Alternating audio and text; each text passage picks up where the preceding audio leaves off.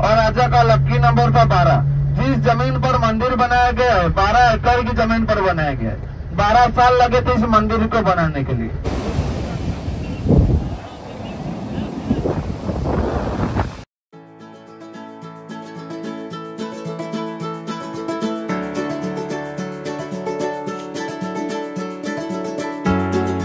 एक भैया में 8 लाठी है, दिन रात मिला के 24 घंटा 8 पहर।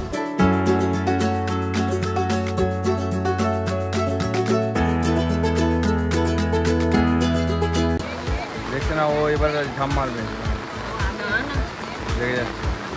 হ্যালো ফ্রেন্ডস, আমি শৈতিকা আর welcome back to my channel travel and tales. আজকে আমি নিয়ে হাজির হলাম আমার পুরী ট্রাভেল সিরিজের সেকেন্ড ব্লগ। আপনারা যারা কোনো কারণে এই সিরিজের ফার্স্ট ভিডিও মিস করে গেছেন তাদের জন্য রইল একটা রিক্যাপ। প্রথম দিনে রাতের হাওড়া পুরী এক্সপ্রেস ধরে হাওড়া স্টেশন থেকে আমরা পৌঁছেছিলাম পুরী। তারপর পুরী স্টেশন থেকে অটো করে আমরা পৌঁছেছিলাম আমাদের হোটেল আম্বিকা প্যালেস। আপনাদের সাথে শেয়ার করেছিলাম হোটেলের একটা রুম ট্যুর। তারপরে ফ্রেশ হয়ে গিয়েছিলাম জগন্নাথ মন্দিরে পূজা দিতে।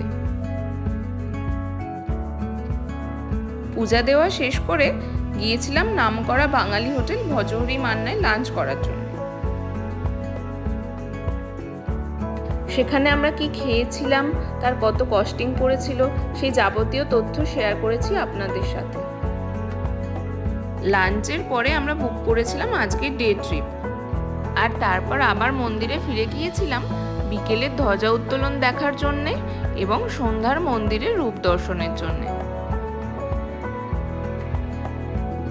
দেন নৃসিংহ সুইটস থেকে খাজা কিনে আমরা পৌঁছেছিলাম পুরীর বিখ্যাত সন্ধ্যার স্বর্গদ্বার বিচ মার্কেট এক্সপ্লোর করতে। সবশেষে সমুদ্রের ধারে কিছু সময় কাটিয়ে আমি আমার ব্লগ শেষ করেছিলাম।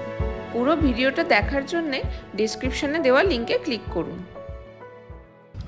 আজ সকালবেলা রেডি হয়ে 6:45টার মধ্যেই আমরা পৌঁছে গেলাম আমাদের ট্যুরিস্ট অপারেটরের সামনে, আর তারপর সেখান থেকে অটো ধরে আমরা পৌঁছে গেলাম বাস স্টপেজে, যেখান থেকে আমাদের আজকের ট্রিপের বাস ছাড়বে। বাস স্টপেজে পৌঁছে দেখি এই ট্রিপে যাওয়ার জন্যে লাইন দিয়ে দাঁড়িয়ে আছে বহু বাস। আর এই যে এটা আমাদের বাস, এই বাসে করেই আজকে আমরা যাব আমাদের ট্রিপে। আজকে আমি আপনাদের কিছু কথা বলে দিই যেগুলো গতকাল বলা হয়নি।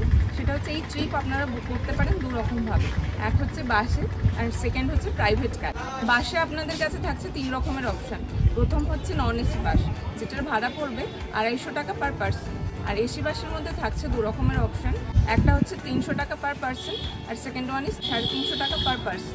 350 টাকার যে বাসটি হয় সেটা কম্পারিজনে একটু কমফর্টেবল হয়, তাই আমরা ওটাই নিলাম। আর প্রাইভেট কারে সারাদিনের এই ট্যুরের ভাড়া পড়বে 3000 টাকা। এখন 7টা পেরিয়ে গেছে, আমরা এখন ব্রেকফাস্ট করবো, কারণ 7:30 থেকে ছাড়বে আমাদের বাস। আর কিছুক্ষণের মধ্যেই শুরু হলো আমাদের ট্রিপ।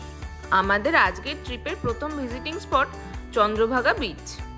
জানিয়ে রাখি, আজকে আমাদের বিভিন্ন স্পট ভিজিটের জন্য টিকিটের টোটাল যে কস্টিং পড়বে সেই টাকাটা আমাদের গাইড আমাদের কাছ থেকে আগেই বাসের মধ্যে কালেক্ট করে নিল। কস্টিং পড়লো 170 রুপিস পার পারসন। আধ ঘন্টা জার্নির পরেই আমরা পৌঁছে গেলাম চন্দ্রভাগা বিচ। এখান থেকে কিছুটা দূরেই চন্দ্রভাগা নদী এসে মিশেছে এই সমুদ্রে, তাই এই বিচের নাম চন্দ্রভাগা বিচ। এই নদীর নাম কেন চন্দ্রভাগা হয়েছিল তার পেছনে রয়েছে একটি পৌরাণিক কাহিনী।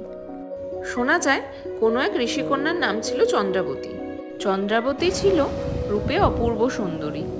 সে প্রতিদিনই কোণারক সূর্য মন্দির পর্যন্ত ঘুরে বেড়াতো।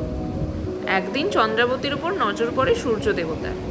চন্দ্রাবতীর রূপের টানে স্বর্গ থেকে মর্তে নেমে আসেন তিনি এবং চন্দ্রাবতীকে স্পর্শ করতে চান, কিন্তু চন্দ্রাবতী ঈশ্বরের কাছে নিজেকে নিবেদন করতে রাজি ছিল না। সেই যন্ত্রণায় উন্মত্ত হয়ে একদিন সূর্য দেবতা চন্দ্রাবতীকে ধাওয়া করেন, আর নিজের সতীত্ব রক্ষার্থে চন্দ্রাবতী এই নদীতে ঝাঁপ দিয়ে আত্মহত্যা করে। সেই থেকে এই অভাগা নদীতে সারা বছরে মাত্র একবারই জল আসে, মাঘ মাসের শুক্লপক্ষে ঠিক 7তম দিনে, মানে সরস্বতী পূজার 2 দিন পরে। আর সেই থেকে এই নদীর নাম চন্দ্রভাগা নদী। যখন এই নদীতে জল আসে তখন এই নদীকে ঘিরে বসে চন্দ্রভাগা মেলা, যেই মেলায় জমায়েত হন লক্ষাধিক মানুষ। চন্দ্রভাগা বিচ থেকে প্রায় 1 ঘন্টা জার্নি করে আমরা পৌঁছালাম আমাদের নেক্সট স্পট কোনার্ক টেম্পল। এই কোণার্ক মন্দিরে কখনো পূজা হয় না, কেন জেনে নিন আমাদের গাইডের কাছ থেকে। ये मंदिर को जो राजा ने बनाए थे, राजा का नाम था लांगोला नरसिंह देव और राजा का लक्की नंबर था 12। जिस जमीन पर मंदिर बनाया गया है 12 एकड़ की जमीन पर बनाया गया है। 12 साल लगे थे इस मंदिर को बनाने के लिए। राजा का ऑर्डर था कि 1200 कारीगर 12 साल के अंदर मंदिर को कंप्लीट करके देंगे, लेकिन 1200 कारीगर 12 साल के अंदर मंदिर को कंप्लीट नहीं कर पाए। कंप्लीट किया तो किसने किया? एक 12 साल का लड़के ने 12 घंटे पहले मंदिर के ऊपर मंगल कलश बिठा के नीचे छलांग लगा दी थी। ये जो 12 साल का लड़का है कौन है? जो 1200 कारीगर थे उनका मुखिया था बिस्सू महाराणा, उनका इकलौता बेटा था 12 साल का, उसका नाम था धर्मपद। वो अपने पापा को मिलने के लिए एक दिन के लिए बस आया था। देखा 1200 कारीगर की जान जोखिम है, इसलिए वो अपनी जान के आहुति दे देते। आप लोगों को तो कोई पता ही होगा, कोई भी मंदिर स्थापित करने से पहले वहाँ पर कुछ अशुभ काम हो जाता है तो वो मंदिर को अपवित्र मंदिर माना जाता है। ये कोणार्क एक अपवित्र मंदिर है। यहाँ पर सूर्य भगवान का पूजा पाठ नहीं होता है। सूर्य भगवान का पूजा पाठ पुरी के जगन्नाथ मंदिर के अंदर होता है। কোণার্ক মন্দিরে ঢোকার আগে রাস্তার দুপাশে পাবেন এরকম বহু দোকান, তবে গাইড আপনাদের যে সময় দেবে তাতে করে মন্দির দর্শন ছাড়া এইসব দোকানে দাঁড়িয়ে কিছু কেনার টাইম আপনারা পাবেন না। ফাইনালি পৌঁছে গেলাম কোণার্ক টেম্পলে। টেম্পলে ঢোকার জন্য আপনাদেরকে গেটের কাছে টিকিট কাটতে হবে। আমরা বাসে যে পার হেড 170 রুপিস দিয়েছিলাম তার মধ্যেই এটা ইনক্লুডেড, তাই আমাদের গাইড আমাদেরকে টিকিটটা প্রোভাইড করে দিল।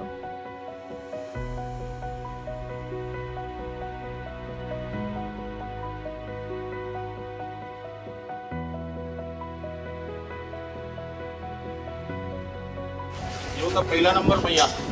एक पहिया में 8 लाठी है, दिन रात मिला के 24 घंटा 8 प्रहर। होल मीनिंग क्या होता है? इसी पहिया में भगवान का 10 अवतार मिलते हैं, जो विष्णु का अवतार होते हैं। 8 स्पोक में 8 अवतार है, पूरा पहिया होता है। 9 ये होता कल्कि, ये होने वाला है। तीसरा मीनिंग क्या होता है? इसमें टाइम पता चलता, सूर्य घड़ी। ये होता पूरब, जब सूर्य निकलेंगे, सूर्य का पहला रोशनी इसमें गिरेंगे। यानी का छाया जब यहाँ आएगा सुबह 6, 9, 12, 3, शाम 6। सुबह 6 से शाम 6 तक मालूम होता है, एंटी क्लॉक 12 घंटा के लिए। यहाँ से अंदर 3 घंटा, बीच वाला होता है 1.5 घंटा। हमारा घड़ी में से मिनट होते हैं 5 मिनट। ये जो छोटा छोटा बॉल है ना, एक बॉल 3 मिनट। यहाँ से अंदर 60 बॉल है, 60 × 3 180, 3 घंटा। अभी टाइम कितना होता है? स्टार्ट हो ना एक्सेल का। अच्छा है गिरा ना यहाँ पे 1 2 3 4 5 6 7 8 8 × 3 24, 9:24 अभी। Floating in the cosmic sea, see what guides my destiny. With eyes of fire, crown of snakes, Konark temple ভিজিটের জন্য আমাদের টাইম দেওয়া হয়েছে 1 ঘন্টা। আপনাদের ইনফরমেশনের জন্য বলে রাখি, কোণার্ক টেম্পল কিন্তু ভুবনেশ্বরে পড়ে না। এখান থেকে ভুবনেশ্বরের ডিস্টেন্স প্রায় 60 কিলোমিটার। সন্ধ্যাবেলায় মন্দির ক্যাম্পাসে লাইট শো হয়। আপনারা যদি সেটা দেখতে চান তবে বিকেলের দিকে প্রাইভেট কারে করে মন্দিরে এলে লাইট শোর মজা নিতে পারবেন।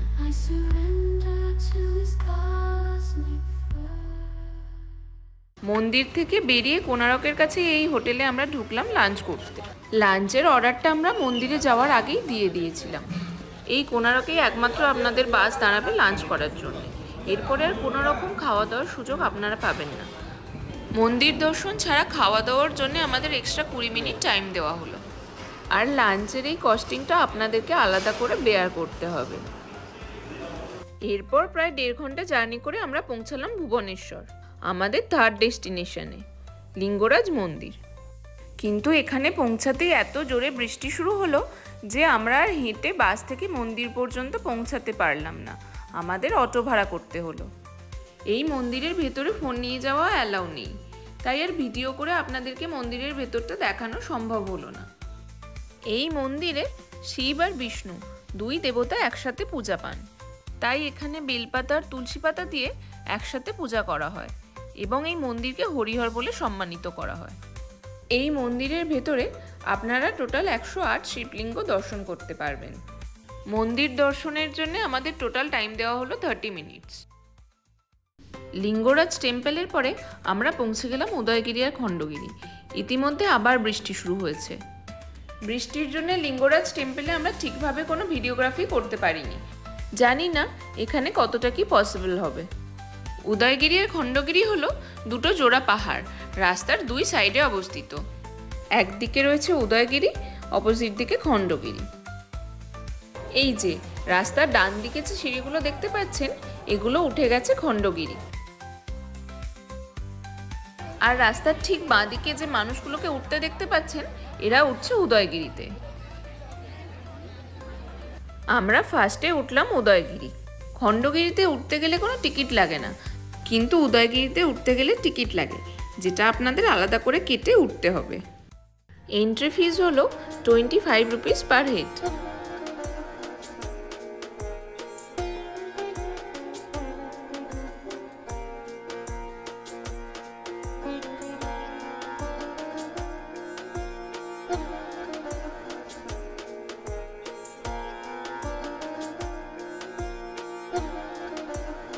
উদয়গিরিতে উঠলেই রাস্তার অপোজিটে খণ্ডগিরির চূড়ায় যে জৈন মন্দির রয়েছে সেটা দেখা যাবে। সময়ের অভাবে আমরা আর খণ্ডগিরিতে উঠতে পারলাম না, তাই উদয়গিরি থেকেই ফিরে আসতে হলো আমাদের বাসে। এরপরে পৌঁছালাম আজকে আমাদের লাস্ট পয়েন্ট, নন্দনকানন।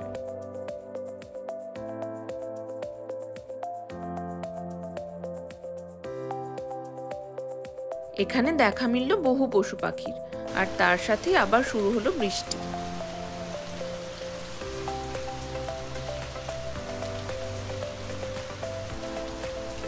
ও এবার ঝাম মারবে, লেগে যাচ্ছে।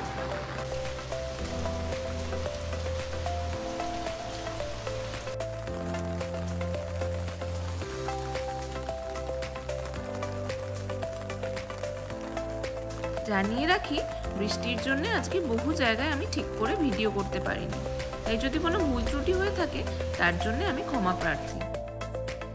নন্দনকানন ভিজিট শেষ করেই আমরা ফিরে গেলাম পুরী। বাসে করে নন্দনকানন থেকে পুরী ফিরতে সময় লাগলো প্রায় 3 ঘন্টা। এই আমরা ট্রিপ করে ফিরলাম আর এলাম আপনাদেরকে এই ট্রিপের কিছু রিভিউ দিতে। এখন যখন আমরা পুরী এসেছি, এখন বর্ষা কিন্তু প্রায় শেষ, কিন্তু তাও আজ সারাদিনের ট্রিপে আমরা শুধু বৃষ্টিই পেয়েছি। এবং শুধু আজই না, গতকাল ও বিকেলবেলা আমরা বৃষ্টিই পেয়েছি। তো তাই আমি বলবো, আপনারা যদি বর্ষাকালে বা তার 1 মাস 2 মাস আগে পরে পুরী আসেন, তো এই ট্রিপটা রিকমেন্ডেড না। এরপরে আসি কস্টিং এর কথায়। আপনাদেরকে আগেই বলেছিলাম, বাসে এই ট্রিপে 2 রকমের কস্টিং আছে, একটা হচ্ছে নন এসি আর একটা হচ্ছে এসি। আর এসিতে আছে 2 রকমের ভাগ, 300 টাকা for normal AC bus and 350 টাকা ফর একটু লাক্সারিয়াস কমফোর্টেবল এসি বাস। আর আমরা যেহেতু সারাদিনের ট্রিপ, তাই একটু কমফোর্টেবল বাসটাই বুক করেছিলাম, মানে 350 টাকা দিয়ে। কিন্তু আমরা ট্রিপ শুরু করার পর জানতে পারলাম, এই 300 আর 350 টাকার ব্যাপারটা পুরোটাই একটা স্ক্যাম। এখানে কোনো লাক্সারি বাস, কমফোর্টেবল বাস বলে কিছু নেই, একই বাস সব। আপনি 300 টাকা দিয়ে এসি বাসের টিকিট কাটেন বা 350 টাকা দিয়ে, সবাইকে একই বাসে তুলবে। তো তাই আপনারা যদি এই ট্রিপে যান, 350 টাকা দিয়ে এই স্ক্যামে পড়ার ভুল একদমই করবেন না। যদি এসি বাসে যাওয়ার প্রয়োজন হয়, তো আপনারা 300 টাকা দিয়েই টিকিট কাটবেন। এরপরে যেটা আসে সেটা হচ্ছে গাইড। যদিও বা আমাদের গাইড আমাদের প্রত্যেকটা জায়গার সিগনিফিকেন্স বাসেই বলেছিল, বাট এদের যে টাইম ম্যানেজমেন্ট সেটা খুবই বাজে। আপনাকে প্রত্যেকটা স্পট ভিজিটের জন্য যে সময় দেওয়া হয়, সেটা প্রয়োজনের থেকে অনেকটাই কম। ফর এক্সাম্পল, উদয়গিরি খণ্ডগিরি ভিজিটের জন্য আমাদের মাত্র সময় দেওয়া হয়েছিল 8 ঘন্টা। উদয়গিরি খণ্ডগিরি হচ্ছে একই রোডের 2 সাইডে 2টো পাহাড়, তো মাত্র 8 ঘন্টার মধ্যে বাস থেকে সেই অবধি গিয়ে পৌঁছানো এবং 2টো পাহাড়ে উঠে ভিজিট করে আবার বাস অবধি ফিরে আসা 8 ঘন্টার মধ্যে ইজ কোয়াইট টাফ। এটা ছিল ট্যুরে আমাদের এক্সপিরিয়েন্স। ট্যুর থেকে ফেরার সময় রুম অবধি ফিরতে গিয়ে আমরা যে টোটো ভাড়া করলাম, সেখানেও আমাদের সাথে হলো স্ক্যাম। তোলার সময় আমাদের ভাড়া বলেছিল একরকম, আর যখন আমাদের রুমের সামনে নামালো তখন আমাদের ভাড়া বললো আরেক রকম।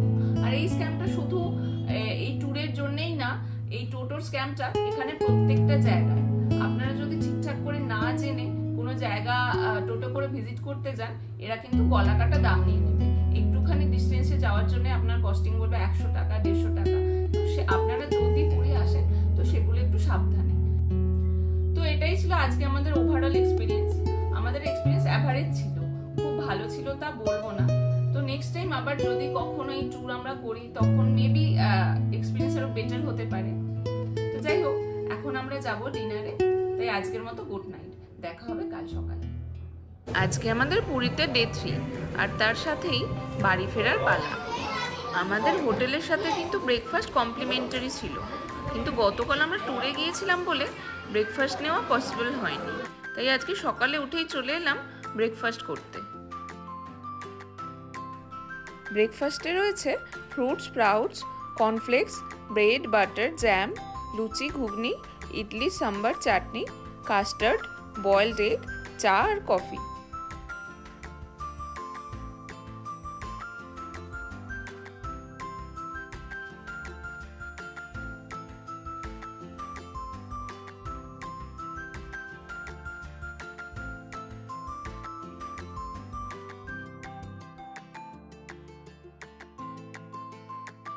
আমরা ভাবলাম ব্রেকফাস্ট করে আজকে যাব সমুদ্রে, যেটুকু সময় আছে তাতে সম্ভব হলে জলে নামবো।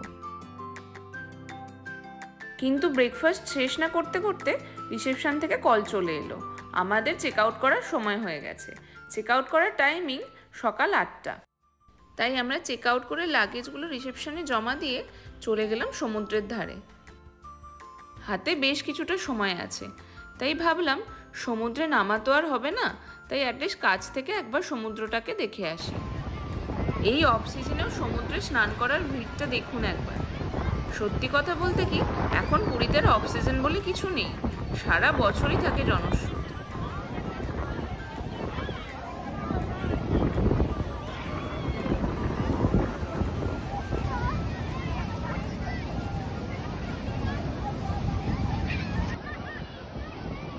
বর্ষায় জলের স্রোত ভয়ঙ্কর। জলের রূপ দেখে মনে হচ্ছে এই বর্ষায় জলে না নামাটাই বেটার।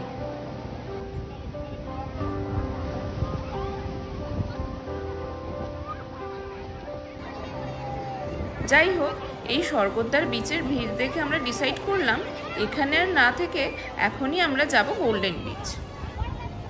তাই আর টাইম ওয়েস্ট না করে আমরা টোটো ধরে চলে গেলাম গোল্ডেন বিচ। ভাড়া নিল 100 টাকা। টোটো আমাদের নামালো গোল্ডেন বিচের একদম সামনে। আমরা যদি এই গলিতে না ঢুকে মেইন রোডে নেমে পড়তাম তবে আমাদের টোটো ভাড়া লাগতো 80 টাকা। গোল্ডেন বিচের একদম সামনেই রয়েছে হোটেল গোল্ডেন প্যালেস। যারা ভিড়ভাট্টা এড়াতে গোল্ডেন বিচে স্টে করেন তারা এই হোটেলেই বেশিরভাগ রুম নেন।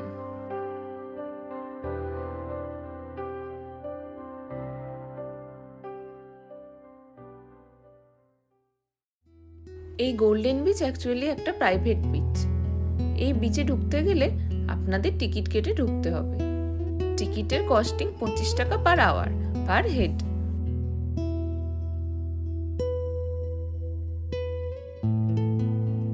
বিচে ঢোকার মুখে গেটে এরকম সুন্দর কারুকার্য করা রয়েছে।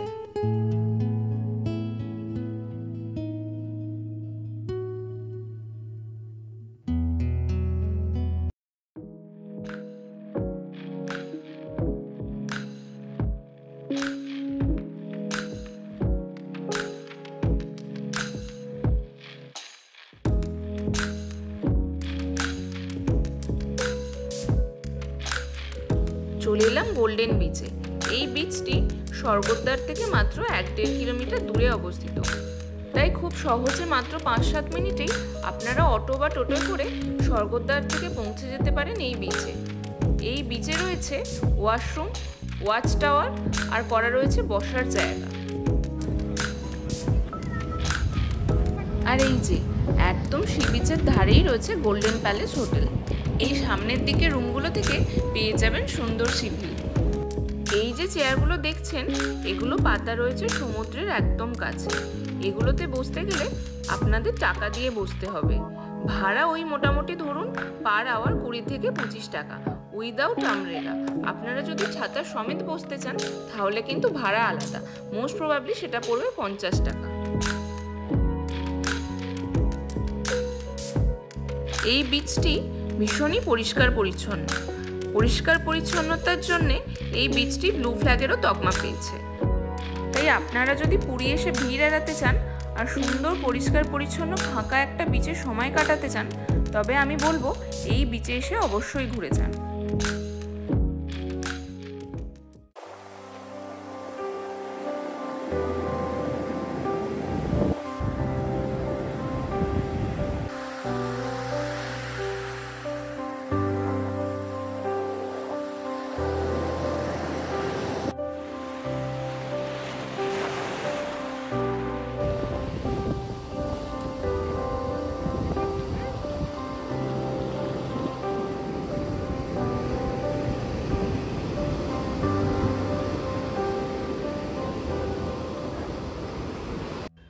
গোল্ডেন বিচে কিছুটা সময় কাটিয়ে আমরা ফিরে গেলাম আমাদের হোটেলে, আর সেখান থেকে আমাদের লাগেজ নিয়ে সোজা চলে এলাম পুরী স্টেশনে।